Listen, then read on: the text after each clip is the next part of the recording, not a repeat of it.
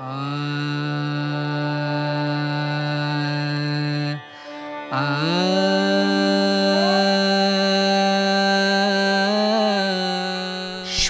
খণ্ড বিখণ্ড হওয়া দেহের মধ্যে ডান পায়ের বৃদ্ধাঙ্গুলি এসে পড়েছিল এই স্থানটিতে। তারপর থেকেই 51 সতীপীঠের একটি পীঠ হয়ে ওঠে ক্ষীরগ্রামের এই যোগাদ্দা মন্দির।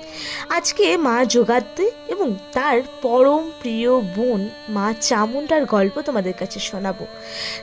মা চামুণ্ডা স্বয়ং বাস করেন আমাদেরই গ্রামে। আজকে মা চামুণ্ডা এবং মা যোগাদ্দার পুজোর কিছু মুহূর্ত তোমাদের সাথে ছোট্ট করে তুলে ধরছি। সতীপীঠ ক্ষীরগ্রামের দেবী মা যোগাদ্দার বোন মা চামুণ্ডা দেবী স্বয়ং নিজে বসবাস করে আমাদের গ্রাম মন্তেশ্বরে। প্রত্যেক বছর যে দিনটিতে দুর্গাপুজোর অষ্টমীর দিন পড়ে সেই তারিখটা নির্ধারণ করে বৈশাখ মাসের এই মা চামুণ্ডা দেবীর পুজো ঠিক হয়। পুজোর দিনের রাত থেকে শুরু করে তৃতীয়তম দিনের রাত অবধি দেবী এইভাবেই তার ভক্তদের কাঁধে করে করে গ্রামের প্রতিটা জায়গায় গিয়ে প্রত্যেক ভক্তদের কাছে পুজো গ্রহণ করেন। গ্রামের প্রতিটা বেদিতে গিয়ে এইভাবেই দেবীর পুজো হয় এবং প্রচুর ভক্তের সমাগম হয়। এবছরেও ঠিক তার খামতি হয়নি। বেশ ধুমধাম করে এই গরমের মধ্যেও একটা শান্তির যেন বার্তা বয়ে নিয়ে আসে আমাদের দেবী মা চামুণ্ডার পুজো। প্রত্যেক মানুষের সমাগম হয় এই পুজোকে ঘিরে।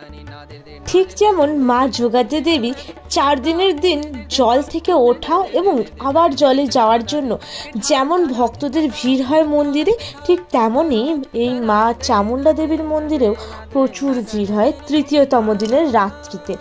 কারণ দেবী তৃতীয় দিনের রাত্রিতে তার ভক্তদের কাঁধে চেপে এক ভুবন ভোলানো নাচের মাধ্যমে তার মন্দিরে আবার প্রবেশ করে। সারা বছর যে মন্দিরে থাকে সেই মন্দিরে আবার দেবীকে সেই রাতেই প্রবেশ করিয়ে দেওয়া হয়। প্রচুর ভক্তের সমাগম ঘটে আর তোমরা তো দেখতেই পাচ্ছ তার কিছু দৃশ্য।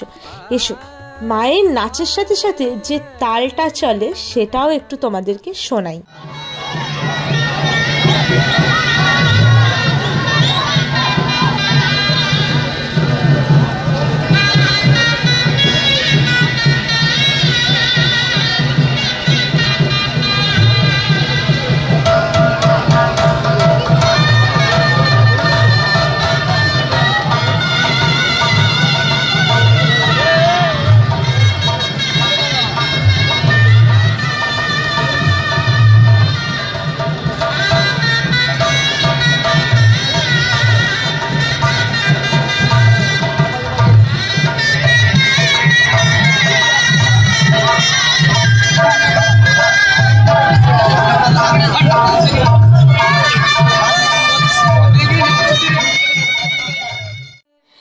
দেবী যোগাদ্দার অনেক কাহিনী আছে, সেসব তোমাদেরকে পরে একদিন বলবো। আজকে পুজোর কিছু দৃশ্য দেখাই আর সাথে কিছু কথাও বলি।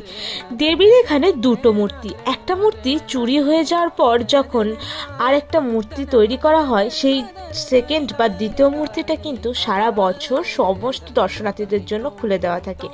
আর এই যে মূর্তিটা দেখতে পাচ্ছ, এই মূর্তিটা 1 নম্বর অর্থাৎ প্রথম মূর্তি। এই মূর্তিটা সারা বছর জলের তলায় থাকে, একটা মন্দিরের ভেতরে চেন দিয়ে বাঁধা থাকে।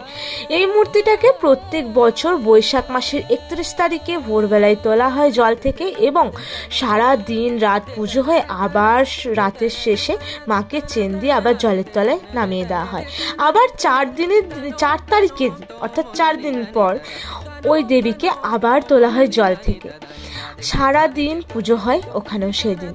আর এই হচ্ছে 2 নম্বর মূর্তির মন্দিরটি, যেখানে সারা বছর তোমরা দেবীর দর্শন পেয়ে যাবে।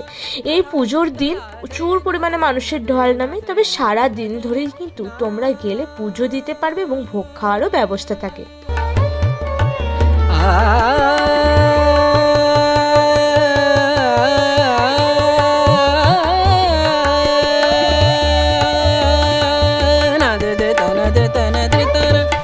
de